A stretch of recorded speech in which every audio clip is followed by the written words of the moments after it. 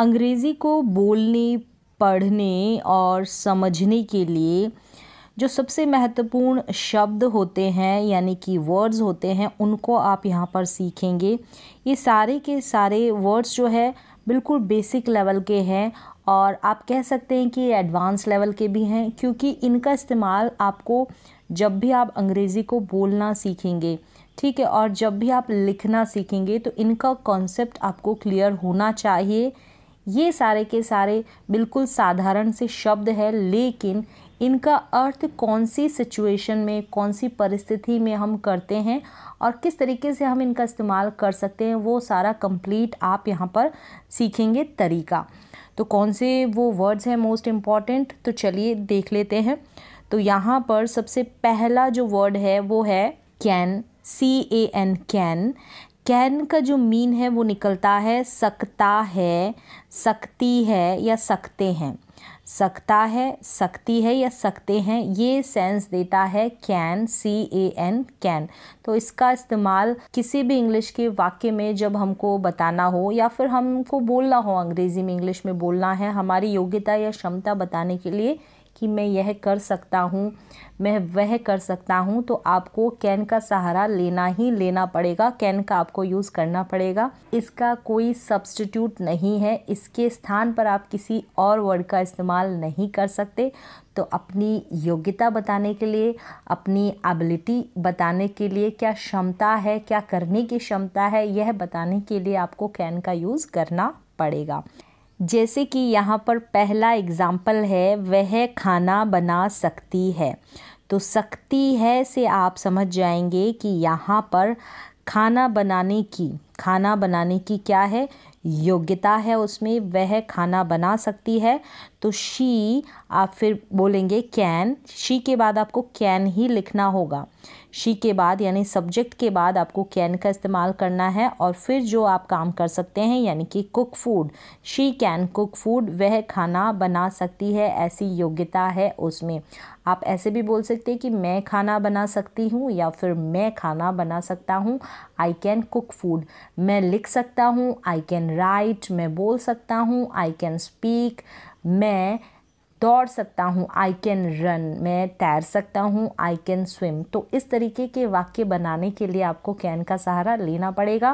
Can का इस्तेमाल करना आपको आना चाहिए। फर्स्ट वर्ड मैंने आपको बहुत ही ईजी तरीके से बता दिया है, कैन, और कैन का इस्तेमाल करना। पहचान है इसकी, सकता है, सकती है या सकते हैं। इस तरीके से आप सेंस ले सकते हैं। वह अंग्रेज़ी बोल सकता है, she can speak English, she can speak English. उसमें ऐसी योग्यता है, क्या योग्यता है, अंग्रेज़ी बोलने की। तो सकती है, वह है, शी है, वह अंग्रेज़ी बोल सकती है, तो शी है ना, तो अंग्रेज़ी बोलने की उसमें एबिलिटी है, उसमें योग्यता है। नेक्स्ट वर्ड की तरफ चलते हैं। नेक्स्ट वर्ड है COULD। इसको पढ़ा जाएगा कुड, इसको कुल्ड ना पढ़ें। प्रोनाउंसिएशन करेक्ट करें। जो भी वर्ड्स आप पढ़ते हैं तो उनका करेक्ट प्रोनाउंसिएशन करेंगे, तभी आप करेक्ट तरीके से उसको लिख पाएंगे बिना ग्रामेटिकल मिस्टेक के, और आप उसको करेक्ट प्रोनाउंसिएशन के साथ बोल पाएंगे उस वर्ड को, सेंटेंस को। तो कुड का क्या मीन निकलता है, क्या सेंस देता है, सकता था या सकती थी या सकते थे। सकता था, सकती थी या सकते थे, ये सेंस निकलता है कुड का। ऐसा किसी भी वाक्य में आए तो आप समझ जाएंगे यहाँ पर आप यूज़ करेंगे कुड। एक चीज़ आपको याद रखनी है, पास्ट एबिलिटी यानी कि भूतकाल की योग्यता के लिए आपको कुड का इस्तेमाल करना होगा। प्रेजेंट की योग्यता, प्रेजेंट की एबिलिटी जब हमको बतानी होती है तब हम यूज़ करते हैं कैन का, और पास्ट के लिए हम यूज़ करेंगे कुड का। जैसे कि वह मेरी मदद कर सकता था, पास्ट की बात हो रही है कि वो कोई समय होगा, तो सिचुएशन के अनुसार, परिस्थिति के अनुसार ये वाक्य बना है कि वह मेरी मदद कर सकता था। He could help me, he could help me, वह मेरी मदद कर सकता था। वह मेरे साथ खेल सकता था, He could play with me, वह मेरे साथ जा सकता था, He could go with me। तो इस तरीके से आप सेंटेंसेस बना लें और इनका यूज़ करें अपनी डेली लाइफ में अपने इंग्लिश को इम्प्रूव करने के लिए।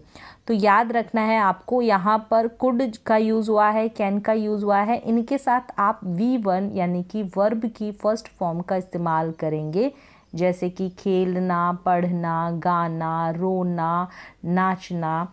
ये जो फर्स्ट फॉर्म है ना, इन्हीं का यूज़ करेंगे, ठीक है। Play, speak, cook. Next word की तरफ चलते हैं। MAY, मे का सेंस निकलेगा सकता, सकती या सकते हैं, मतलब कि सकता है, सकती है या फिर सकते हैं, और ये संभावना को दिखाता है। मे जो है ये संभावना को दिखाता है, पॉसिबिलिटी को दिखाता है। तो ऐसे भावों के लिए हम यूज़ करते हैं मे का, जब भी हम संभावना हमको दिखानी हो। तो यहाँ पर कम पॉसिबिलिटी है, बहुत ज़्यादा हाई पॉसिबिलिटी नहीं है। तो अगर इसका सेंस लेंगे ना, जैसे पहले वाक्य देखें, जैसे कि वह घर जा सकता है, तो सकता है से आप समझ सकते हैं कि जो आपके भाव है ना, आप किस भाव को व्यक्त कर रहे हैं, कौन सा भाव आपके अंदर से निकल रहा है। अगर संभावना का निकलेगा तो हम यूज़ करेंगे मे का, और संभावना मतलब शायद सेंस देगा ना, तब हम यूज़ करेंगे कि वह शायद आ सकता है। तो ऐसा सेंस होगा, या फिर वो उस बोलने वाले पे या फिर वो जो परिस्थिति है, कंडीशन है, उसके ऊपर डिपेंड करता है हम किसका यूज़ करें, कौन सा भाव कौन सी सिचुएशन पर, कौन सी परिस्थिति पर फिट बैठता है, उसी के अनुसार हम इन शब्दों का इस्तेमाल करते हैं। अब क्या है, वह घर जा सकता है, ऐसी संभावना जताई जा रही है कि वह घर जा सकता है, उसके घर जाने की संभावना है, पॉसिबिलिटी है। तो ही मे गो होम, ही मे गो होम। अगर यहाँ पर एबिलिटी को दिखाया जाएगा कि वह घर जा सकता है, उसमें ऐसी एबिलिटी है, योग्यता है जाने की, तो उसके चलकर जाने के लिए या कोई ना कोई योग्यता उस परिस्थिति, उस सिचुएशन के ऊपर ही डिपेंड है। तो वो आपके ऊपर निर्भर करता है कि आप क्या दिखाना चाहते हैं। तो यहाँ पर हम संभावना दिखाना चाहते हैं, इसलिए मैंने यूज़ किया है मे का। तो कंफ्यूज ना हो, सकता है, सकती है, सकते हैं का सेंस देगा, लेकिन संभावना के लिए देगा। और एक वर्ड आपको और मिल जाएगा कि शायद वह घर जा सकता है, शायद वह आ सकता है, शायद वह मेरे साथ खेल सकती है। ऐसी संभावना दिखाएंगे ना शायद को लेकर, तब हम यूज़ कर सकते हैं MAY, मे का। चलिए, क्लियर हो गया होगा। नेक्स्ट वर्ड है MIGHT। सेम मीनिंग देगा, ये सेम सेंस देगा हिंदी में, सकता है, सकती है, सकते हैं।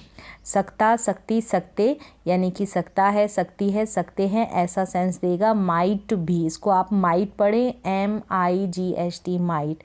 लेकिन यहाँ पर भी संभावना के लिए इसका यूज़ किया जाएगा। संभावना कम होगी या फिर ना के बराबर होती है ना, तब हम माइट का यूज़ करते हैं।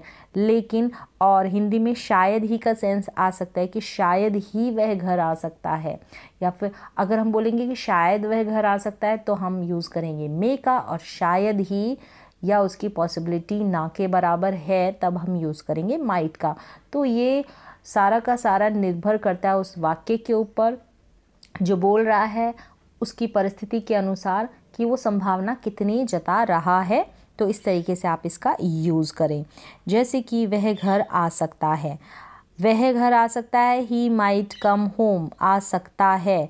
सकता है से आप समझ जाएंगे या तो मे का यूज़ होगा या फिर माइट का यूज़ होगा। लेकिन आप क्या करेंगे, अब संभावना कितनी जताई जा रही है, ना के बराबर है, तो माइट का यूज़ करेंगे। अगर थोड़ी ज़्यादा है तो आप यूज़ करेंगे मे का। क्लियर हो गया होगा।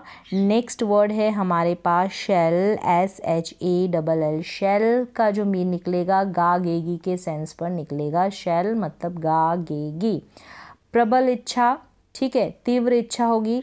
शक्ति, ऐसे सेंटेंसेस में मतलब पावर दिखाने के लिए, प्रबल इच्छा या शक्ति को दिखाने के लिए वाक्य पर विशेष बल पड़ता है, जोर दिया जाता है। जैसे कि मैं कार खरीदूंगा, वाक्य है कि मैं कार खरीदूंगा, ऐसी मेरी प्रबल इच्छा है कार को खरीदने की। मेरी डिज़ायर है, ठीक है, बहुत ज़्यादा डिज़ायर है, प्रबल इच्छा है, तीव्र इच्छा है, तब आपने यहाँ पर यूज़ किया आई शैल बाय अ कार। तो it's all depend on you ये सारा का सारा आपके ऊपर डिपेंड करता है। आप शैल की जगह विल का भी यूज़ कर सकते हैं, तो गलत वो भी नहीं होगा। आई शैल बाय अ कार, मैं कार खरीदूंगा, तो यहाँ पर सेंस गा का निकल रहा है एक, और प्रबल इच्छा को जताया जा रहा है, स्ट्रॉन्ग डिज़ायर है कार को खरीदने की, तो हमने यूज़ किया शैल का। तो गा गेगी के सेंस में प्रबल इच्छा या शक्ति का सेंस निकलता है, तब हम यूज़ करेंगे शैल का। मैं इसे करूँगा, ठीक है, मैं इसे करूँगा, तो I shall do it. I will do it का भी आप यूज़ कर सकते हैं, लेकिन ये परिस्थिति के ऊपर डिपेंड है, तो सही गलत कोई सा भी नहीं है। शैल भी गलत नहीं है, विल भी गलत नहीं है, लेकिन मैं इसे करूँगा, मैं इससे करूँगा नहीं, इससे, मैं इसे करूँगा, आप स को काट दें, मैं इसे करूँगा, ऐसे मैं इसे करूँगा, तो ये एक से आप कट कर दें, मैं इसे करूँगा, मतलब कि ऐसी मेरी स्ट्रॉन्ग डिज़ायर है इसको करने की, तो आई शैल डू इट का मैंने यहाँ पर यूज़ किया। आप आई विल डू इट का भी यूज़ करते हैं तो गलत वो भी नहीं होगा, लेकिन अगर आप अपनी प्रबल इच्छा को दिखाना चाहते हैं, स्ट्रॉन्ग डिज़ायर को दिखाना चाहते हैं, बहुत ज़्यादा उस काम को करने की इच्छा है, तो आप शैल का यूज़ करें। नेक्स्ट है शुड, SHOULD। शुड का मीन है चाहिए, सलाह देने या लेने के लिए आप यूज़ करें शुड का। शुड का यूज़ करें सलाह लेने या देने के लिए, जैसे कि तुम्हें अब जाना चाहिए, यू शुड गो नाउ। अब शुड का चाहिए के सेंस में हमने किया शुड का यूज़, लेकिन यहाँ पर सलाह दी जा रही है कि अब तुम्हें जाना चाहिए, तो ये डिपेंड करता है उस सामने वाले के ऊपर कि सामने वाला सलाह देने के सेंस में कह रहा है कि अब तुम्हें चलना चाहिए, तो हमने यूज़ किया शुड का। तो परिस्थिति के अनुसार, कंडीशन के अनुसार, जो भी उस समय भाव पैदा हो रहा है, जिस समय ये वाक्य बोला जा रहा है, उसी के अनुसार आप सही उचित वर्ड का यूज़ करेंगे, जो करेक्ट वर्ड है उसका यूज़ करेंगे। तुम्हें अब जाना चाहिए, यू शुड गो नाउ। तुम्हें पढ़ना चाहिए, तो सलाह देने के सेंस में ही हम ले रहे हैं, सलाह देने के सेंस में ही हम यहाँ पर यूज़ कर रहे हैं शुड का। यू शुड स्टडी, तुम्हें पढ़ना चाहिए। नेक्स्ट है WILL, विल का इच्छा व्यक्त करने के लिए। प्रबल इच्छा होती है तो आपने शैल का यूज़ कर दिया, तो विल का भी आप यूज़ कर सकते हैं, गलत नहीं है। इच्छा व्यक्त करने के लिए हम यूज़ करते हैं विल का। कभी वादा करते हैं तो भी हम विल का यूज़ करेंगे, ठीक है, इच्छा हो गया। इरादे के लिए हम करेंगे दृढ़ निश्चय के लिए हम यूज़ करेंगे विल का, या फिर हट करते हैं, ज़िद करते हैं, तब हम यूज़ करते हैं। जैसे कि मैं एक घर खरीदूँगा, मेरी इच्छा है घर खरीदने की, ठीक है, तो हमने यहाँ पर यूज़ किया विल का। I will buy a house, मतलब कि मेरी घर खरीदने की इच्छा है। तो जो जो आपकी इच्छा है आप विल का इस्तेमाल करके बता सकते हैं, ठीक है। अब नेक्स्ट है मैं इसे करूँगा। अब यहाँ पर आई विल डू इट, आप आई शैल डू इट का भी यूज़ कर सकते हैं अगर बहुत ज़्यादा स्ट्रॉन्ग डिज़ायर को दिखाना हो। आई विल डू इट करके आप यूज़ कर रहे हैं अगर इसका, तो यहाँ पर वादा जो है, प्रॉमिस को दिखाया जा रहा है कि मैं ऐसा वादा करता हूँ कि मैं इसे करूँगा, आई विल डू इट। तो परिस्थिति के ऊपर, सिचुएशन के ऊपर डिपेंड है, तो आई विल डू इट यहाँ पर वादा किया जा रहा है इसे करने का, तब हमने यूज़ किया विल का। तो इस तरीके से इच्छा को व्यक्त करने के लिए, हम दृढ़ निश्चय करते हैं किसी काम को करने के लिए, तब हम इसका यूज़ कर सकते हैं। चीज़ करने का, कोई काम करने का इरादा है, तब हम यूज़ कर सकते हैं विल का, और अगर ज़िद और हट होती है तब भी हम यूज़ कर सकते हैं विल का। नेक्स्ट है WOULD, वुड का मीन निकलेगा करता था, करती थी या करते थे। करता था, करती थी या करते थे। भूतकाल की आदत को बताने के लिए आप यूज़ करेंगे वुड का, WOULD, वुड।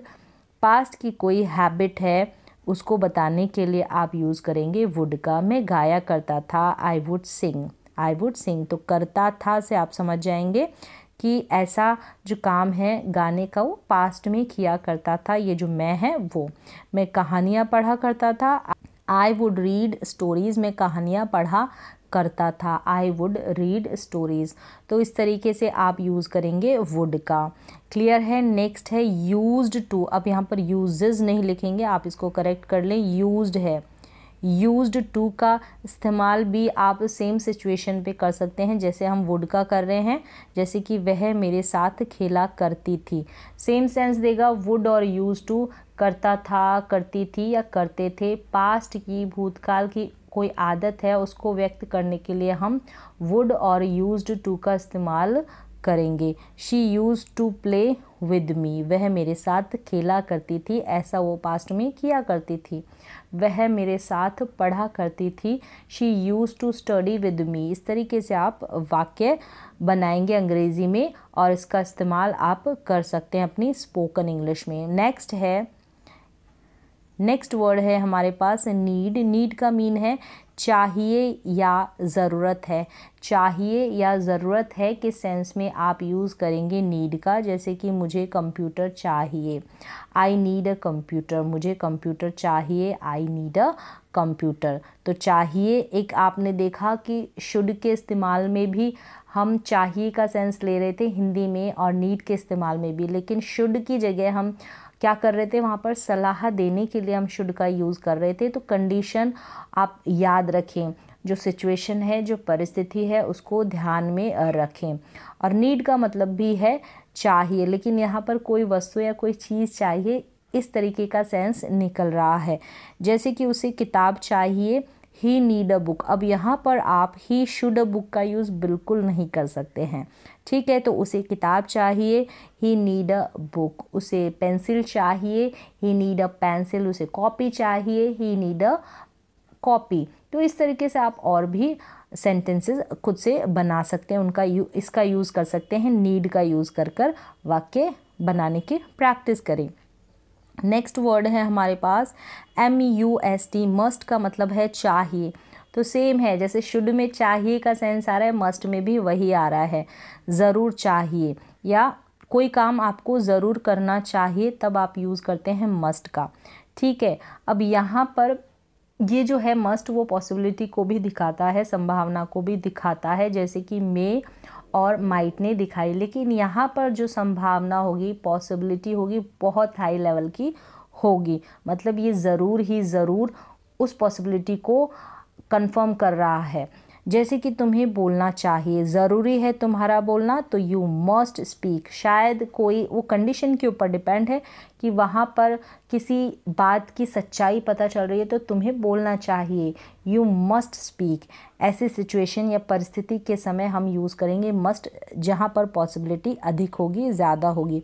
तुम्हें अंग्रेज़ी ज़रूर सीखनी चाहिए, ज़रूरत है, आवश्यकता है, तो यू मस्ट लर्न इंग्लिश। ज़रूर ऐसा करना चाहिए, यू मस्ट लर्न इंग्लिश। तो इसी तरीके से नेक्स्ट वर्ड है हमारे पास डेयर, DARE, डेयर। डेयर का मतलब है हिम्मत करना। डेयर का मतलब है हिम्मत करना। मैं आने की हिम्मत करता हूँ, आई डेयर टू कम। मैं आने की हिम्मत करता हूँ, आई डेयर टू कम। मैं जाने की बात करता हूँ, I dare to go, I dare to go. मैं जाने की बात करता हूँ, मैं जाने की बात नहीं, आप यहाँ पर कर ले हिम्मत करता हूँ। मैं जाने की हिम्मत करता हूँ, आई डेयर टू गो। मैं जाने की हिम्मत करता हूँ, आई डेयर टू गो। इस तरीके से आप डेयर का इस्तेमाल कर सकते हैं, ठीक है। हिम्मत करने के स्थान पर, हिम्मत करने के स्थान पर, हिम्मत करना, करता है या करती है, इस तरीके से। तो हिम्मत करता हूँ या करती है या करते हैं, तब आप यूज़ कर दें डेयर का। अब है वुड लाइक टू। आप इसका इस्तेमाल भी कर सकते हैं अपनी अंग्रेज़ी को बोलते वक्त और लिखते वक्त। Would like to, would like to का मतलब है चाहूँगा, चाहेगी या चाहोगे का सेंस देगा। चाहूँगा, चाहेगी या चाहोगे का सेंस जाएगा। जैसे कि मैं तुमसे मिलना चाहूँगी, I would like to meet you. मैं तुमसे बात करना चाहूँगी, I would like to talk to you. मैं तुम्हारे साथ खेलना चाहूँगी, I would like to play with you. इस तरीके से मैं तुम्हारे साथ पढ़ना चाहूँगी, I would like to study with you. तो आप कुछ भी करना चाहेंगे तब आप यूज़ कर सकते हैं वुड लाइक टू, साथ में इस्तेमाल होगा वुड लाइक टू। अब क्वेश्चन भी बना सकते हैं, क्या तुम मेरे साथ चलना चाहोगे? क्या तुम मेरे साथ चलना चाहोगे, तो would you like to come with me. क्या तुम मेरे साथ चलना चाहोगे, would you like to come with me. तो इस तरीके से आप वुड लाइक टू का भी इस्तेमाल कर सकते हैं। तो ये सारे के सारे वर्ड्स हैं, मोस्ट इम्पॉर्टेंट वर्ड्स है और परिस्थिति सिचुएशन के अनुसार ही इन सारे शब्दों का वर्ड्स का यूज़ किया जाता है। ठीक है, तो गलत कोई भी नहीं होगा। कहीं पर किसी की संभावना दिखाने की, काम की पॉसिबिलिटी ज़्यादा है, किसी की कम है, तो इस तरीके से सारे के सारे सिचुएशन के अकॉर्डिंग इन सारे वर्ड्स का इस्तेमाल किया जाएगा। तो आज की क्लास में बस इतना ही। मिलते हैं एक और नई एजुकेशनल क्लास के साथ। तब तक के लिए थैंक यू सो मच।